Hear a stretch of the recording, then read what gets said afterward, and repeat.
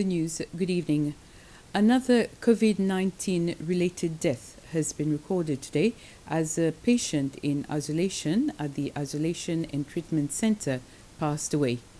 40 new cases have been recorded since the last update, bringing the total number of COVID cases recorded in Seychelles to 696. Of the new cases, 5 are foreigners and 35 are Seychellois. 38 are on Mahé, 2 are on Pralin. 65 cases have recovered and have been discharged into convalescence. A number of people have availed of the opportunity to take their COVID-19 vaccines today. On Mahé, 3 public vaccination centers were operating, namely at the Yellow Roof building of Seychelles Hospital, the Anse Royal Community Center, and the International Conference Center. The nurses in charge of the centers said that they were quite satisfied with the turnout. The clients were mostly essential workers from organizations such as SPTC, PUC, and the police, plus employees of the hospitality industry. Most centers had vaccinated over 100 people by noon. The vaccination campaign also kicked off for employees of the Thai Union's Indian Ocean tuna canning factory today. According to the Ministry of Health, as of yesterday, over 4,300 people have received their first dose of the Sinopharm vaccine. President Wavell Ramkalawan chaired a follow-up meeting for the second review of concept plans for the new Ladig Hospital at State House yesterday. During the meeting, the project architect, Mr. Paul L'Espérance, presented the updated concept plans following commentaries made by the health technical team during the first meeting held last year. The President confirmed that work is progressing swiftly, and as soon as the COVID-19 restrictions are lifted, the proposed concept for the hospital will be presented to the Ladig community. The meeting was attended by the Vice President, the Minister for Health, the Principal Secretary for Health, the Public Health Commissioner, and the CEO of the Healthcare Agency. The former CEO of the Industrial Estates Authority, Lucy Athanasius, has refuted the claims made this week by the Minister for Finance, Nadir Hassan, that there was no inventory of leases being kept by the authority. The Minister of Finance made this remark at his last press conference when explaining the financial situation of the country. Ms. Athanasius says that the inventory of lease agreements was given to the Minister for Investment, Entrepreneurship and Industry, Mrs. Devika Vidot.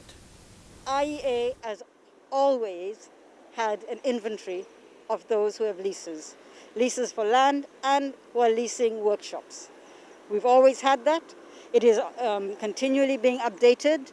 There's been some delays in updating because of the workload. IEA has a lot of work, which people don't seem to realize. And leases are dynamic, and there's always things happening, so files are always moving. And with a shortage of the right personnel, give us the hand to continually update as regularly as we would have liked, did not happen. But to say that there was no inventory is a false statement. You mentioned that your contract was not renewed by the board. What's your reaction to that? I believe I'm a victim of the circumstances, that being political, in the sense that it's a new government. What's the next chapter for you now? I will be waiting for the door to open, because they say when one closes, another opens. And I'm going to definitely go through that door. And even if a window opens first, I'm jumping through, because I'm very positive about the future. The chairman of the Industrial Estates Authority, Richard Martian, also confirmed that there is an inventory of leases. He, however, highlighted that the register of debtors was not up to date due to the manner payments were being made by the lessees.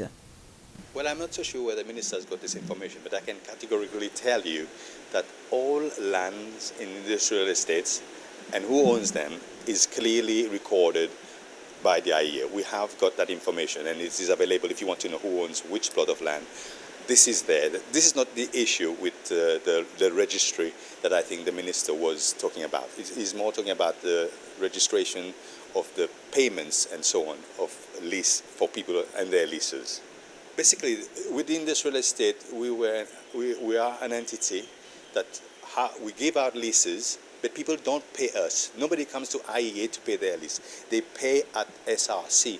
And we have got no control and very often no knowledge of who has paid and who has not paid. May you explain to us why the contract of the former CEO was not renewed in December? Well, the contract of the new CEO, of the old CEO, ended on the 31st of December. And I think this government took notice of the situation of the country and decided not to renew any contract that ended in December. Because as you know, there will be departments that will become obsolete. There will be other organizations that will be joined together. So I think the government did the right thing to not renew people's contract, because if you renew somebody's contract and 2 months down the line, you tell them, sorry, you have to go, then there will be serious legal implications.